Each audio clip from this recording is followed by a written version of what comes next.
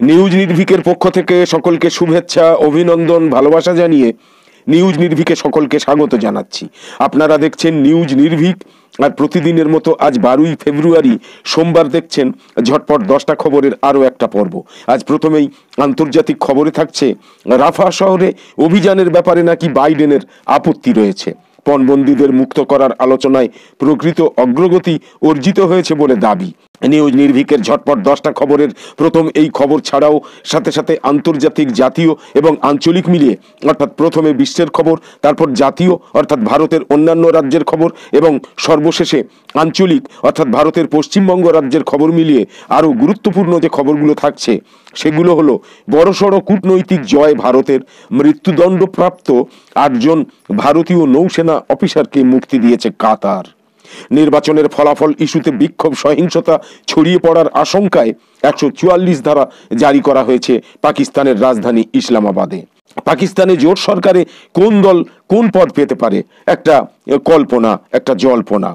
রাফা শহরে ভয়াবহ ইসরায়েলি হামলা, শতাধিক ফিলিস্তিনি নিহত, আহত কমপক্ষে 230 জন।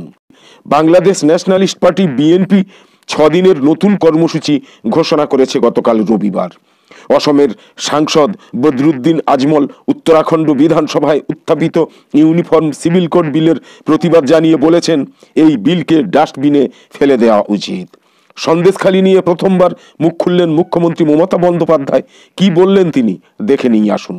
গ্রেপ্তার করবেন না বলুন, তাহলেই হাজিরা দেব। শাহজাহানের আর্জিতে কলা খাইনি গোছের ভাবনা দেখছে ইডি। সব মিলিয়ে নিউজ নির্ভীকের ঝটপট 10টা খবরের আজকের পর্বে দেখে নিন এমনই সব গুরুত্বপূর্ণ কম বেশি 10টা খবর।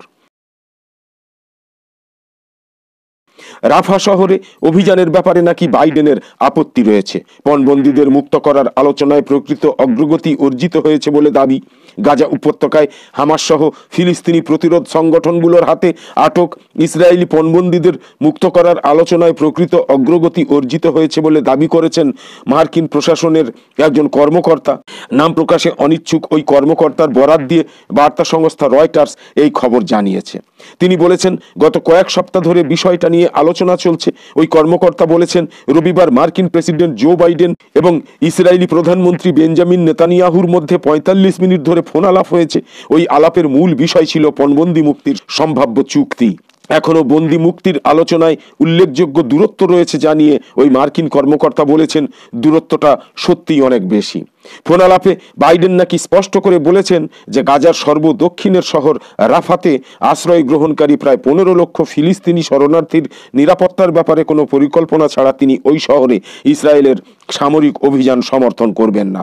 ইসরায়েল দাবি করেছে, রাফা ছাড়া গাজা উপত্যকার বাকি অংশে হামাসকে প্রায় নির্মূল করে ফেলা হয়েছে। নেতানিয়াহু দাবি করেছেন, রাফাতে অভিযান না চালালে গাজা যুদ্ধে বিজয় সম্ভব নয়, বিজয় অর্জিত হবে না। এর আগে শনিবার বেঞ্জামিন নেতানিয়াহু রাফা শহরে হামলা চালানোর প্রস্তুতি নিতে ইসরায়েলি বাহিনীর প্রতি নির্দেশ জারি করেছেন। তার ওই নির্দেশের বিরুদ্ধে বিশ্বব্যাপী নিন্দার ঝড় উঠেছে। এমনকি ওয়াশিংটনও এর বিরোধিতা করেছে, কারণ গত 4 মাস ধরে গাজা উপত্যকার বিভিন্ন স্থানে অভিযান চালাতে গিয়ে উপত্যকার বেশিরভাগ অধিবাসীকে রাফা শহরে ঠেলে দেওয়া হয়েছে। গাজার 23 লক্ষ অধিবাসীর মধ্যে প্রায় 15 লক্ষই এখন রাফাতে মানবেতর জীবন কাটাচ্ছেন। আন্তর্জাতিক সমালোচনা নাকচ করে দিয়ে বেঞ্জামিন নেতানিয়াহু রবিবার বলেছেন, রাফাতে অভিযান চালানো থেকে বিরত থাকার আহ্বান জানানোর অর্থই হচ্ছে গাজা যুদ্ধে ইসরায়েলকে পরাজয় মেনে নিতে বাধ্য করা। বড়সড় কূটনৈতিক জয় ভারতের। মৃত্যুদণ্ডপ্রাপ্ত 8 জন ভারতীয় নৌসেনা অফিসারকে মুক্তি দিয়েছে কাতার। 8 জনের মধ্যে সোমবার ভোররাতে 7 জন দেশে ফিরেছেন। দীর্ঘ অপেক্ষা শেষে দেশে পা রেখেই নৌসেনা কর্তারা প্রধানমন্ত্রী নরেন্দ্র মোদী এবং ভারত সরকারকে ধন্যবাদ জানিয়েছেন। 2022 সালের আগস্ট মাসে ভারতীয় নৌসেনার 8 জন কর্মীকে গ্রেপ্তার করে কাতারের গোয়েন্দা বিভাগ। গুপ্তচর বৃত্তির অভিযোগ গত বছর মৃত্যুদণ্ডের সাজা ঘোষণা করেছিল কাতার আদালত। ভারত সরকারের অনুরোধে এই সাজায় স্থগিতাদেশ দিলেও captain Navtej Singh, captain Birendra Kumar Verma, captain Saurabh Vashisht, commander Amit Nagpal, commander Purnendu Tiwari, commander Sugunakar Pakala, commander Sanjeev Gupta এবং নাবিক রাজেশ কারাবন্দী ছিলেন। এবার তাদেরই মুক্তি মিলল। ভারতের বিদেশ মন্ত্রণালয় এক বিবৃতিতে বলেছে, আমরা কাতারের আমিরের এই সিদ্ধান্তের প্রশংসা করি। তার এই সিদ্ধান্তে ওই 8 নাগরিকের মুক্তি এবং স্বদেশে প্রত্যাবর্তন সম্ভব হয়েছে। মুক্তিপ্রাপ্তদের মধ্যে 7 জন এরই মধ্যে দেশে ফিরেছেন। নির্বাচনের ফলাফল ইস্যুতে বিক্ষোভ সহিংসতা ছড়িয়ে পড়ার আশঙ্কায় 144 ধারা জারি করা হয়েছে পাকিস্তানের রাজধানী ইসলামাবাদে। শহরটাতে যে কোনো ধরনের সমাবেশের বিরুদ্ধে কঠোর ব্যবস্থা নেওয়া হবে বলে হুঁশিয়ারি উচ্চারণ করেছে পুলিশ। এক পোস্টে ইসলামাবাদ পুলিশ বলেছে, শহরে 144 ধারা জারি করা হয়েছে, অবৈধ সমাবেশের বিরুদ্ধে আইনগত ব্যবস্থা নেওয়া হচ্ছে। বিবৃতিতে বলা হয়েছে, নির্বাচন কমিশন এবং অন্যান্য সরকারি প্রতিষ্ঠানের আশপাশে সমাবেশে উস্কানি দিচ্ছে কিছু মানুষ। এদিকে পাকিস্তানের নির্বাচনে ফল প্রকাশে দেরির প্রতিবাদে বিক্ষোভ মিছিলে পুলিশের গুলিতে নিহত হয়েছেন ন্যাশনাল ডেমোক্রেটিক মুভমেন্টের 2 কর্মী। এছাড়া পার্টির চেয়ারম্যান এবং পাকিস্তানের প্রাক্তন সংসদ সদস্য মহসিন দাওয়ার সহ আহত হয়েছেন অন্তত 15 জন। দেশটার খাইবার পাখতুনখোয়া প্রদেশের উত্তর ওয়াজিরিস্তানে মিরামসা সেনানিবাসে বিক্ষোভের সময় পুলিশের গুলিবর্ষণে এই দুর্ঘটনা ঘটে। ন্যাশনাল অ্যাসেম্বলির NA 40 আসনে ফল প্রকাশ দেরি এবং কারচুপির অভিযোগ তুলে আসনটার প্রার্থী মহসিন দাওয়ারের নেতৃত্বে বিক্ষোভ মিছিল হয়। স্থানীয় পুলিশ দাবি করেছে, NDM এর কর্মী সমর্থকরা একটা স্টেডিয়ামের গেটে অবস্থানরত পুলিশ সদস্যদের ওপর গুলি চালান। এরপর পাল্টা গুলি চালায় পুলিশও। এতে নিহত হন 2 NDM কর্মী।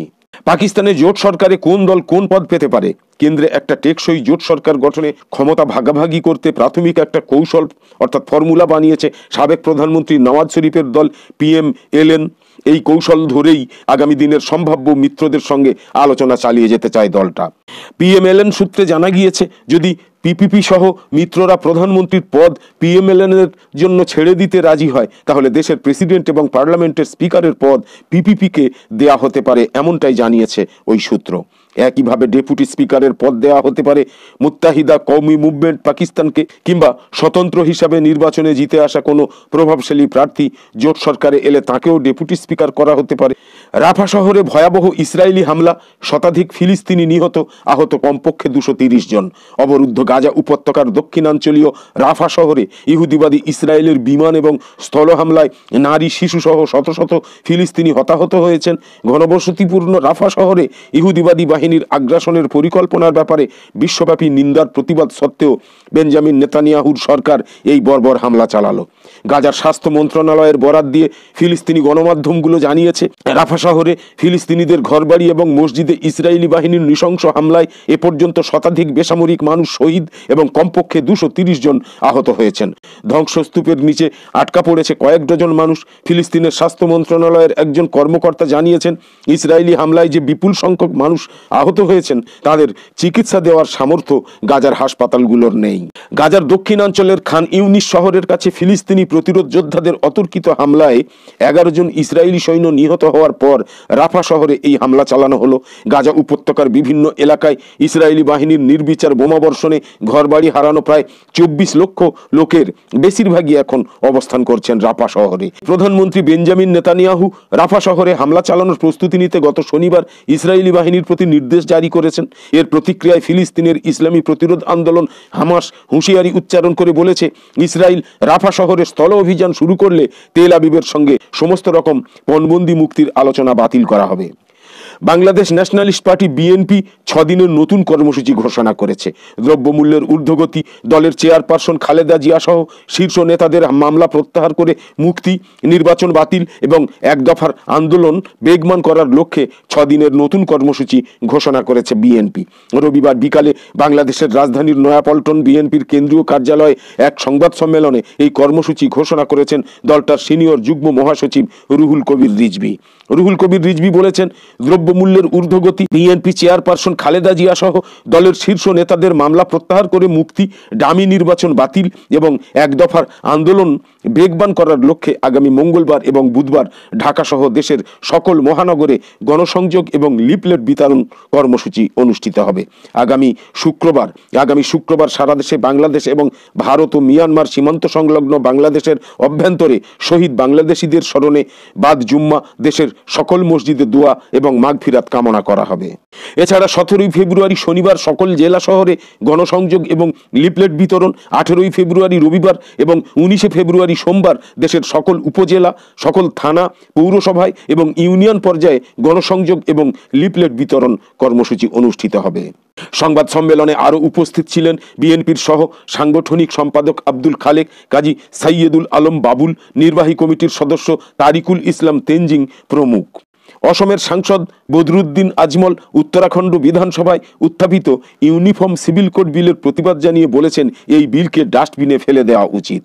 এআইইউডিএফ সুপ্রিমো তথা অসমের সাংসদ বদরুদ্দিন আজমল উত্তরাখণ্ড বিধানসভায় উত্থাপিত ইউনিফর্ম সিভিল কোড বিলের প্রবল নিন্দা করেছেন। তিনি বলেছেন, এই বিলকে ডাস্টবিনে ফেলে দেওয়া উচিত। এক সংবাদ সংস্থাকে দেওয়া সাক্ষাৎকারে তিনি বলেছেন, প্রধানমন্ত্রী নরেন্দ্র মোদীকে খুশি করার জন্য রাজ্যগুলো এইসব করছে।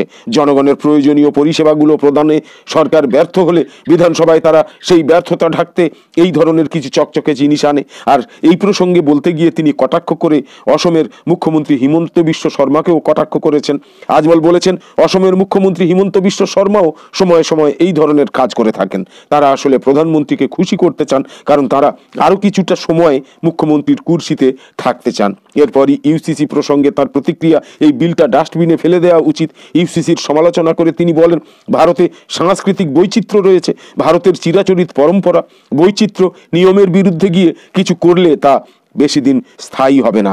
অসমের কংগ্রেস সাংসদ আব্দুল খালেক অভিযোগ করেছেন যে ইউসিসি বাস্তবায়নের পদক্ষেপটা মেরুকরণের চেষ্টা। তারা ইউসিসিকে মেরুকরণের জন্য নিয়ে আসে, কিন্তু সব আইনকে এক ছাতার নিচে এনে অভিন্ন রূপ দেওয়া সম্ভব নয়। উল্লেখ্য যে মঙ্গলবার উত্তরাখণ্ড বিধানসভায় ইউসিসি বিলটা পেশ করেছেন খোদ মুখ্যমন্ত্রী পুষ্কর সিং ধামি। বিলে বিবাহ বিচ্ছেদ, উত্তরাধিকার, লিভ ইন সম্পর্ক এবং সম্পর্কিত বিষয়গুলো নিয়ে অভিন্ন আইন করা হয়েছে। এদিকে অসম সরকার বিধানসভার আসন্ন বাজেট অধিবেশনে এই ধরনের একটা ইউসিসি বিল আনারও প্রস্তুতি নিচ্ছে। সন্দেশখালী নিয়ে প্রথমবার মুখ খুললেন মুখ্যমন্ত্রী মমতা বন্দ্যোপাধ্যায়। কি বললেন তিনি? আরামবাগে প্রশাসনিক কর্মসূচিতে যাওয়ার আগে ডুমুরজলায় দাঁড়িয়ে প্রতিক্রিয়া দিয়েছেন মুখ্যমন্ত্রী। রাজ্যপালের সন্দেশখালী যাওয়া নিয়ে তিনি বলেছেন, যে কেউ যেতেই পারেন। এক মাসেরও বেশি সময় ধরে উত্তপ্ত সন্দেশখালী। জানুয়ারির গোড়া থেকে সেখানে অশান্তি ছড়ানোর পর সেভাবে কোনো প্রতিক্রিয়া পাওয়া যায়নি রাজ্যের প্রশাসনিক প্রধান মমতা বন্দ্যোপাধ্যায়ের তরফে। তবে সোমবার আরামবাগ যাওয়ার পথে ডুমুরজলায় দাঁড়িয়ে প্রতিক্রিয়া দিয়েছেন তিনি। মুখ্যমন্ত্রীর কথায়, ওখানে যাদের বিরুদ্ধে অভিযোগ তাদের তো গ্রেপ্তার করা হয়েছে। আমি সকালে মহিলা কমিশনের প্রতিনিধিদের ওখানে পাঠিয়েছিলাম, ওরা দেখে এসে রিপোর্ট দিয়েছেন। এই উত্তপ্ত পরিবেশেই সেখানে গিয়েছেন রাজ্যপাল সিভি আনন্দ বোস। তাই নিয়ে মুখ্যমন্ত্রীকে প্রশ্ন করা হলে তার জবাব, যে কেউ যেতেই পারেন। জানুয়ারির প্রথম সপ্তাহ থেকে ইডি অভিযান ঘিরে তপ্ত হয়ে উঠেছে সন্দেশখালী। তৃণমূল নেতা শাহজাহান শেখের অনুগামীরা ইডি আধিকারিকদের হেনস্থা করেছে বলে অভিযোগ। শাহজাহান তার পর থেকে পলাতক, তার বিরুদ্ধে লুকআউট নোটিশ জারি করা হয়েছে। সম্প্রতি তার দুই অনুগামী উত্তম সর্দার এবং শিবপ্রসাদ হাজরাকে স্থানীয়দের বিক্ষোভের মুখে পড়তে হয়েছে। শিবপ্রসাদের পোল্ট্রি ফার্মে অগ্নিসংযোগের মতো ঘটনা ঘটেছে, পরে উত্তম সর্দারকে তৃণমূল সাসপেন্ড করেছে, তাকে গ্রেপ্তার করা হয়েছে। সব মিলিয়ে সন্দেশখালীতে আঁচ ক্রমশই বাড়ছে। এদিন সন্দেশখালীতে গিয়েছিলেন মহিলা কমিশনের চেয়ারপারসন লীনা গঙ্গোপাধ্যায় সহ বেশ কয়েকজন। সেখানে নারী নির্যাতনের যে অভিযোগ উঠেছে তা খতিয়ে দেখতেই তাদের যাওয়া। এই পরিস্থিতিতে এতদিন পর মুখ খুললেন মুখ্যমন্ত্রী মমতা বন্দ্যোপাধ্যায়। সোমবার তিনি আরামবাগে যাওয়ার পথে জানিয়েছেন, ওখানে দোষীরা গ্রেপ্তার হয়েছে, তবে এই বিষয়ে বিস্তারিত বলবেন আরামবাগের সভা থেকে, এমনটাই বলেছিলেন তিনি। গ্রেপ্তার করবেন না বলুন, তাহলেই হাজিরা দেব। শাহজাহানের আর্জিতে কলা খায়নি দেখছে ইডি। সোমবার ইডি দপ্তরে হাজিরা দেওয়ার কথা ছিল শাহজাহান শেখের। এই নিয়ে তৃতীয়বার তিনি হাজিরা এড়ালেন। শাহজাহানকে খুঁজেই পাওয়া যাচ্ছে না। প্রায় 1.5 মাস ধরে তিনি নিখোঁজ। সন্দেশখালীর তৃণমূল নেতা শাহজাহান শেখ আদালতে গ্রেপ্তার না হওয়ার নিশ্চয়তা চেয়েছেন। তিনি জানিয়েছেন, ইডি যদি তাকে গ্রেপ্তার করা হবে না বলে নিশ্চয়তা দেয়, তাহলেই তিনি তাদের দপ্তরে হাজিরা দেবেন। উল্লেখ্য, সোমবার ইডি দপ্তরে হাজিরা দেওয়ার কথা ছিল শাহজাহানের। এই নিয়ে তৃতীয়বার তিনি হাজিরা এড়ালেন। শাহজাহানকে খুঁজেই পাওয়া যাচ্ছে না। আইনজীবী মারফত আদালতে নিজের বক্তব্য জানাচ্ছেন তিনি। সোমবার আদালতে তার আগাম জামিনের আবেদনের শুনানি ছিল। শাহজাহানের আইনজীবী জানিয়েছেন, ইডি যদি বলে তার মক্কেলকে গ্রেপ্তার করা হবে না, তাহলে তিনি হাজিরা দিতে পারেন, অথবা আদালতে এই আবেদনের নিষ্পত্তি না হওয়া পর্যন্ত ইডি তার বিরুদ্ধে সমন জারি করা থেকে বিরত থাকুক।